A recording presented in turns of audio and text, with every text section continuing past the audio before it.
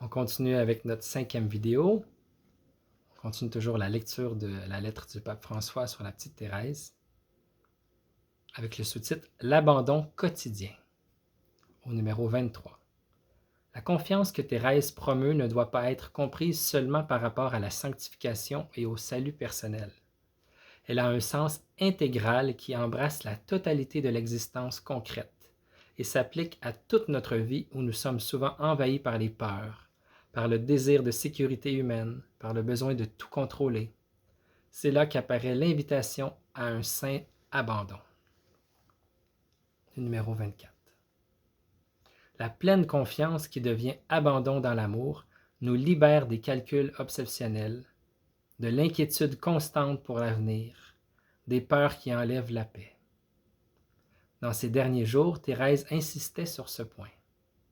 Nous qui courons dans la voie de l'amour, je trouve que nous ne devons pas penser à ce qui peut nous arriver de douloureux dans l'avenir, car alors c'est manquer de confiance. Si nous sommes entre les mains d'un Père qui nous aime sans limite, cela sera vrai en toutes circonstances.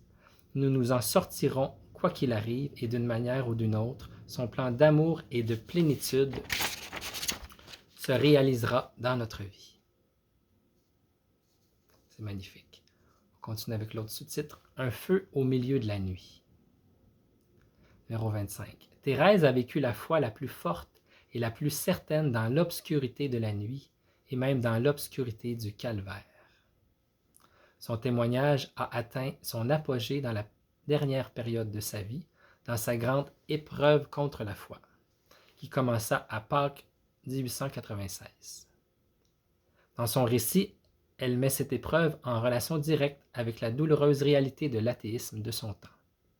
Elle a vécu en effet à la fin du 19e siècle, âge d'or de l'athéisme moderne en tant que système philosophique et idéologique. Lorsqu'elle écrit que Jésus avait permis que mon âme fut envahie des plus épaisses ténèbres, elle désigne les ténèbres de l'athéisme et le rejet de la foi chrétienne.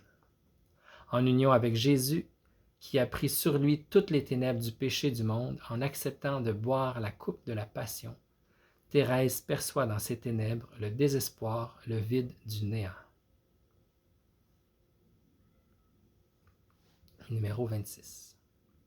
Mais les ténèbres ne peuvent pas éteindre la lumière. Elles ont été vaincues par celui qui, comme lumière, est venu dans le monde. Référence à Jean 12, 46. Le récit de Thérèse montre le caractère héroïque de sa foi, sa victoire dans le combat spirituel face aux tentations les plus fortes.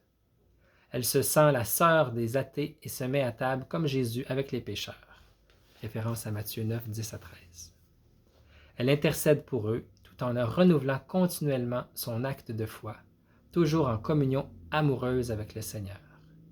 Je cours vers mon Jésus. Je lui dis être prête à verser jusqu'à la dernière goutte de mon sang pour confesser qu'il y a un ciel. Je lui dis que je suis heureuse de ne pas jouir de ce beau ciel sur la terre, afin qu'il l'ouvre pour l'éternité aux pauvres incrédules. On termine avec le numéro 27.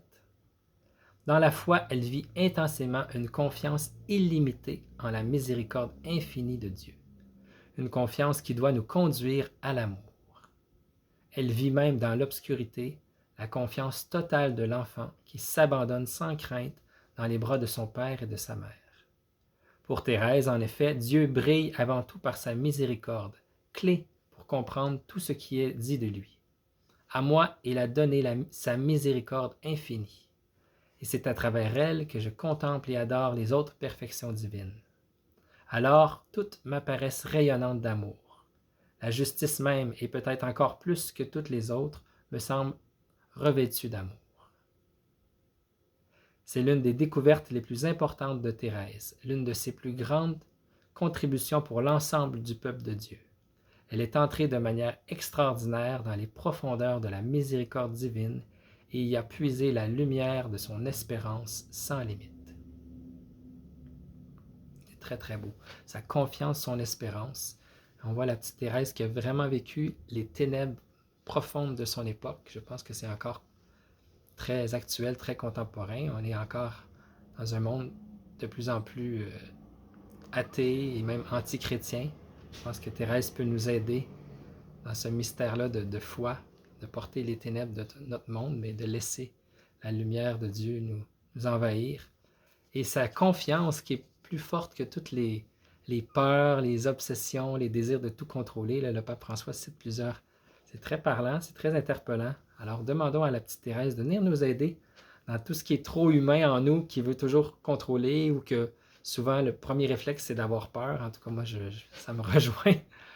Demandons-lui de prier pour nous, que le Seigneur vienne convertir tout ce qui est peur en nous, tout ce qui est négatif, que ce soit d'abord la confiance, l'amour, qu'on laisse la miséricorde de Dieu venir nous envahir, venir nous transformer, pour qu'on puisse être seulement des petits enfants remplis d'amour, de confiance, comme la petite Thérèse. À bientôt.